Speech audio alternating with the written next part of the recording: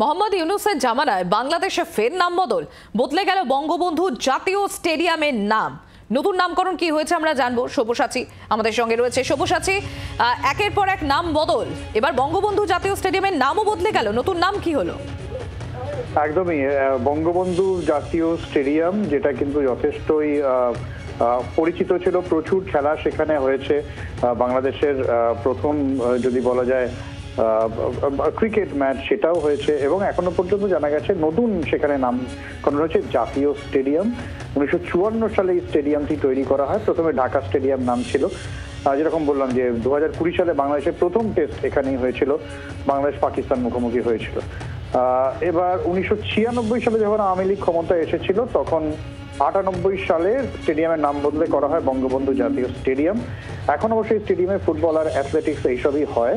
বাংলাদেশ জাতীয় ফুটবল দলের মাঠ এটি এখন নাম পাল্টে জাতীয় স্টেডিয়াম ঢাকা এরকম করা হয়েছে। সব জায়গা থেকেই বঙ্গবন্ধু, জীবনানন্দ, সত্যেন বোস, জগদীশ চন্দ্র বসু নাম সরানো হচ্ছে। বঙ্গবন্ধুর নাম তো একদম মুছে ফেলা হচ্ছে। এই স্টেডিয়ামের নাম বদল সেই তারই একটা অঙ্গ বলে মনে করা হচ্ছে সম্প্রতি। আর সব্যসাচী, তুমি যেরকম বললে যে একের পর এক নাম সেখান থেকে মুছে দেওয়া হচ্ছে, বঙ্গবন্ধুর নাম তো অবশ্যই সেখানে মুছে ফেলা হচ্ছে। এই দেশ এই ধরনের একটা প্রতিহিংসা পরায়ণতা কেন?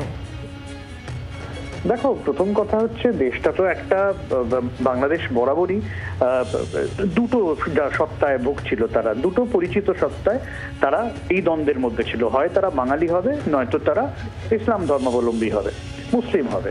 এখন মোটামুটি এই জাতীয় যে তাদের ধর্মীয় পরিচয়টাই বড় হবে, এবং সেখানে বাঙালি জাতিসত্তা, দেশ, জাতীয়তাবাদ, যে 71-এর মুক্তিযুদ্ধ এবং পাকিস্তানের নির্মম অত্যাচার পার করে এসে যে দেশ গঠন, এই সমস্ত ইতিহাস মুছে ফেলে জুলাই থেকে সবকিছু শুরু করতে চলেছে তারা। এবং ঠিক এই জায়গা থেকে ধর্মীয় পরিচয়ের সামনে রেখে অসাম্প্রদায়িক, তুলনামূলকভাবে অসাম্প্রদায়িক যেসব মুখ, যেসব বক্তব্য, যেসব মানুষ, যেসব বুদ্ধিজীবী, এবং অবশ্যই শেখ হাসিনা, তার পরিবার, তার রাজনৈতিক দল, তার বাবা, যা দেশের পিতা, যে সেই সমস্ত কিছু তারা মুছতে আগ্রহী, এবং সেই জায়গা থেকেই কিন্তু এই সিদ্ধান্ত, এই বঙ্গবন্ধু স্টেডিয়ামের নাম বদল।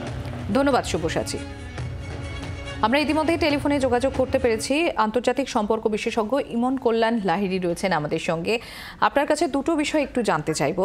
এক, ইউনুসের জামানায় সেখানে আমরা যেটা দেখছি, আবারও একটা নাম বদলের ঘটনা সামনে আসছে। বঙ্গবন্ধু জাতীয় স্টেডিয়াম, তার নাম বদল করে দেওয়া হয়েছে। এবং অপরদিকে আরও একটা বিষয়, নির্বাচন, যে বাংলাদেশে নির্বাচন কবে হতে চলেছে, যেরকম মোহাম্মদ ইউনুস তিনি খোলসা করে কিছুই বলছিলেন না, তবে বিএনপি চাপে সেটা হয়তো ডিসেম্বরে হতে পারে।